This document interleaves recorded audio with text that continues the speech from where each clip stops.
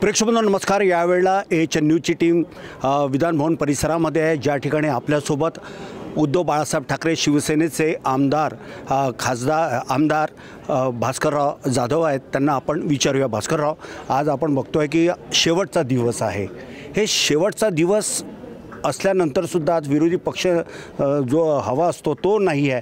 काय सांगाल या संदर्भात? कारण आपल्याला बऱ्याच वर्षाचा एक प्रगाढ अनुभव आहे। नाही, विरोधी पक्ष असायला हवा तो नाही, म्हणजे विरोधी पक्ष आम्ही विरोधी पक्षाचेच आहोत। लोक विरोधी पक्ष नाही कसं म्हणता तुम्ही? आम्ही आहोत ना विरोधी पक्ष। एक सभागृहामध्ये जे पाहिजे असतं काय नियमाने विरोधी पक्ष नेता म्हणायचे का? पक्ष नेता म्हणायचे। अच्छा अच्छा अच्छा अच्छा अच्छा अच्छा तुम्ही काय म्हणालात की विरोधी पक्ष नाही आहे, तर विरोधी पक्ष आम्ही आहोत। नाही, विरोधी पक्ष नेता असणं हे लोकशाहीला अभिप्रेत आहे। शेवटी कुठलीही सत्ता जी असते ती निरंकुश असता कामा नये, ती सत्ता वनवे असता कामा नये, ती सत्ता अमर्याद असता कामा नये। आणि म्हणून लोकशाहीला हेच अपेक्षित आहे की सत्ताधारी आणि विरोधी पक्ष असं दोघांनी मिळून या ठिकाणी महाराष्ट्राचा गाडा हाकावा अशी अपेक्षा असते। परंतु आज तरी विरोधी पक्ष नेत्याची नेमणूक झालेली नाही, ही वस्तुस्थिती खरी आहे।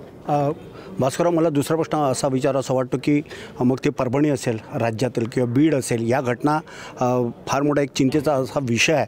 मात्र याच विषयाला घेऊन हे सदन चाललेलं आहे का? कारण शेतकऱ्यांचे किंवा बेरोजगारांचे बाकीचे जे प्रश्न आहेत ते अजूनही अनुत्तरित आहेत।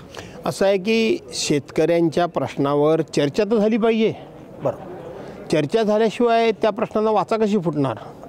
आणि म्हणून या सरकारनं या अधिवेशनामध्ये कोणत्या महत्त्वाच्या चर्चा येऊच नये ह्याची काळजी घेतलेली दिसते आहे। त्यांना फक्त तो एक कामकाज म्हणून पुरवणी मागण्या मंजूर करणं, विधेयकं मंजूर करणं, प्रश्नोत्तरं न घेणं, लक्षवेधी न घेणं, केवळ आणि केवळ औचित्याचे मुद्दे घेणं, असंच कामकाज त्यांनी जर सुरू ठेवलं असेल तर ज्या विदर्भातल्या शेतकऱ्याला न्याय देण्याकरता म्हणून या ठिकाणी अधिवेशन घेतलं जातं त्याच्यावर चर्चाच झाली नाही।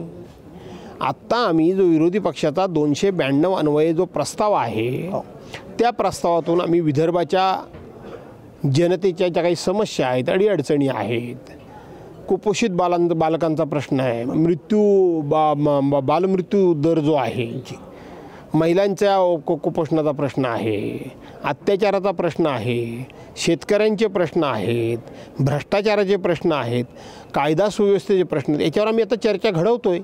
बघूया संध्याकाळी उत्तर देताना सरकार काय उत्तर देतं, आम्ही त्याच्यावर लक्ष ठेवून आहोत।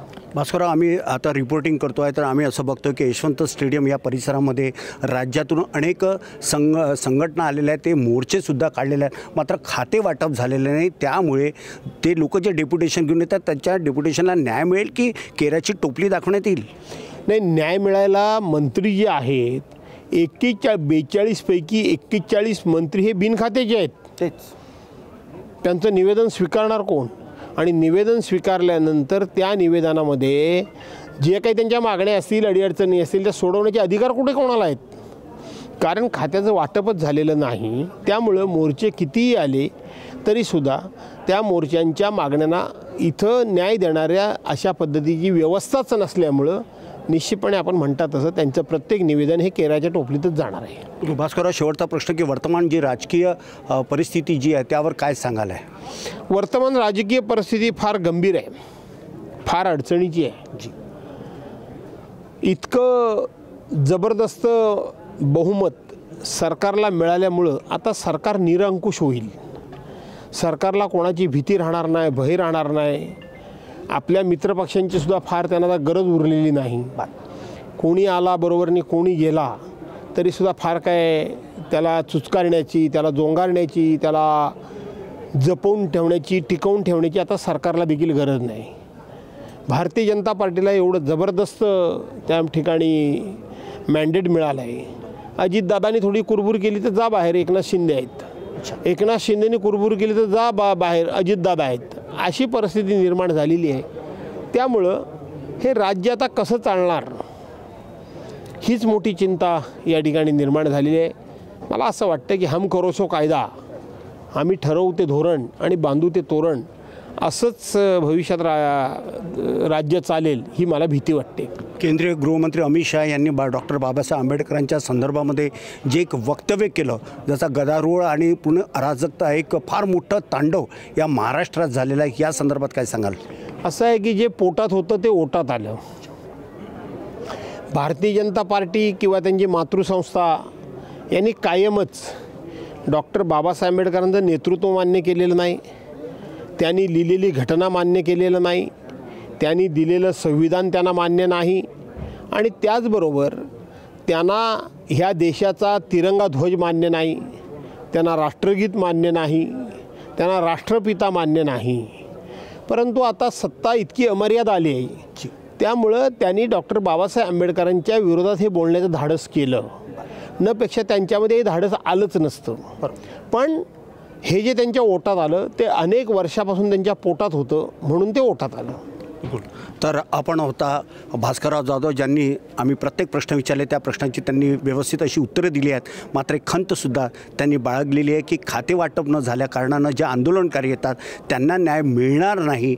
हे लोकशाही आहे आणि लोकशाहीमध्ये अशा प्रकारची क्रूर थट्टा आज या जनतेसमोर हे सरकार करतं आहे असं म्हटलं तर वावगं ठरणार नाही. नागपूरच्या विधानभवन परिसरातून व्हिडिओ जर्नलिस्ट दिनेशसह संजय मिरे, एच न्यूज नागपूर. अरे वाह, पिकनिक की तैयारी? अब बेटा हम ठहरे डायबिटीज के पेशेंट, इस उम्र में पिकनिक वगैरह तो ना हो पाएगा, ज्यादा बैठने से पैरों में सूजन भी. तो फिर इतनी सारी दवाई क्यों? 90% ऑफ डायबिटिक पेशेंट की शुगर सिर्फ अप्रोप्रिएट डाइट थेरेपी से कंट्रोल की जा सकती है. अच्छा, अब क्या करें? पूरे इंडिया में अप्रोप्रिएट डाइट थेरेपी के 50+ सेंटर्स है. तो आज ही अपनी अपॉइंटमेंट बुक कराएं और डायबिटीज के सोल्यूशन पाएं. आज ही अपने कंफर्मेटरी टेस्ट कराएं सिर्फ एप्रोप्रिएट डाइट थेरेपी से.